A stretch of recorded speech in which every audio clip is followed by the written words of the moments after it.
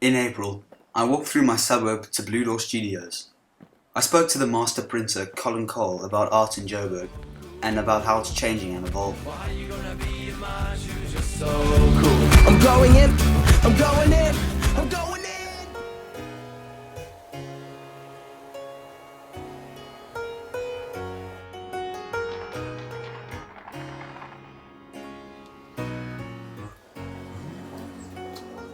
Apart from the universities and the institutions that provide art facilities and centres, about 10 years ago there was a massive resurgence of printmaking in Johannesburg. And my studio started, the Blue Door studio started in 2003, and that was primarily to facilitate for people outside of the normal educational systems, to provide them a service of printmaking.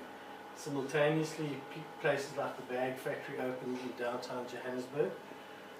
Artist Proof, which is an NGO, also started to facilitate a need for a place where artists could come together, work around a theme and have tuition. Subsequent to that, we've had places like David Kroot moving from Jan Smuts down to Arts on Main, and then Assemblage is in the middle, which was a group of artists that got together and they hired a building and created a kind of forum for the work that they're using. Niggas ain't running anymore now. Bang bang, everybody kiss the floor now. It's all eyes on me. I see nobody. Stick 'em up now, freeze and I still show. It's alright. So slow down, what's the hurry, boy? Chilling at the grand, not talking his mommy's boys. Pumping Elias for chubby mummies who got it going on. Later on, I interviewed journalist Elizabeth Donaldson. I asked her about Maboneng and the impact art has made on the area. Maboneng is undoubtedly one of the most extraordinary Joburg experiences.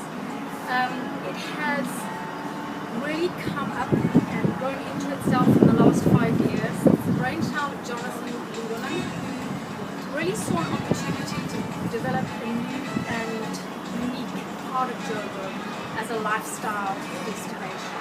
It was very famous in the 90s when I started out as a journalist. It was the place to go for a dodgy car, a story about a prostitute, or a story about a serial killer. So it was not exactly the place to be. And when Jonathan Lieberman took it over, he basically brought up small industrial buildings that had been abandoned. There was nothing here but brothels and second-hand car yards and panel shops. And it really was decaying. And then couple that with the history of Joburg in 1994, the ending of the food areas and a huge influx of incredibly poor and dispossessed people into the inner city. And you just had the perfect storm in terms of civic degeneration, because there was no investment, leaving Joburg, which is one of Africa's greatest metropolises, literally to die. And what happened at Maboneng, because Maboneng is a Sotho word meaning the place of light, the artists moved back into this area. They have a very different need as opposed to commercial space or residential space. They want light, and this place had a lot of light, and it also had an energy which is very different from a suburban settlement or anything else. So it was perfect for artists, and what I think we all have to be very grateful to artists for is the fact that without them, this area would have continued to die.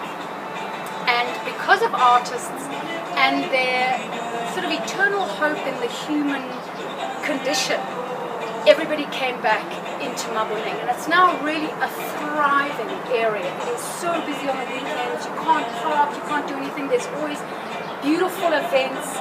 It's one of the big center points for the critical mass ride, and it's like a carnival atmosphere when that happens. So thank you very much to Jonathan Lieberman and all the artists who settled in Maboneng and redeveloped.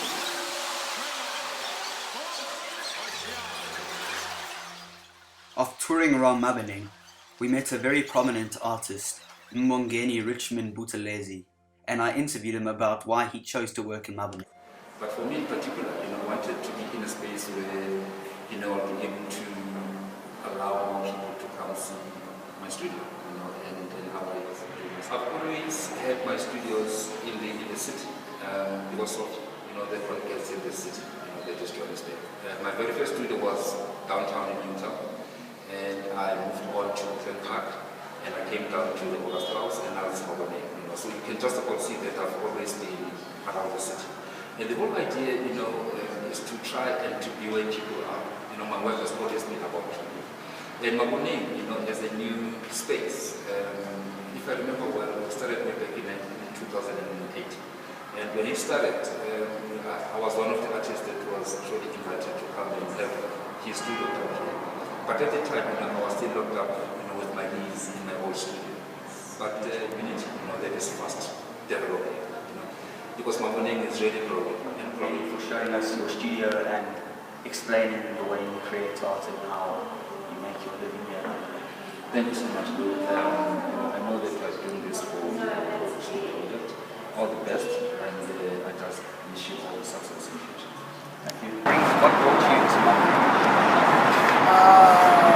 I love the place because it's quite so I take my boxes. I sell my boxes. I do recycle. So it's a good source of income. Yeah, that's a way of. I live up there near the CBD by GP Street and Nugget, right in the city. I've just seen that it's a bit different from the CBD because here it's quiet and it's not violent, it's up there. Oh, I like Maboneng because Maboneng, they bring us opportunity for job. It's a nice place because they no criminal now, they no authorities. You see now everything is under control. That's why I like Maboneng. No precious. How long has it taken? About 8 months. And what made you this?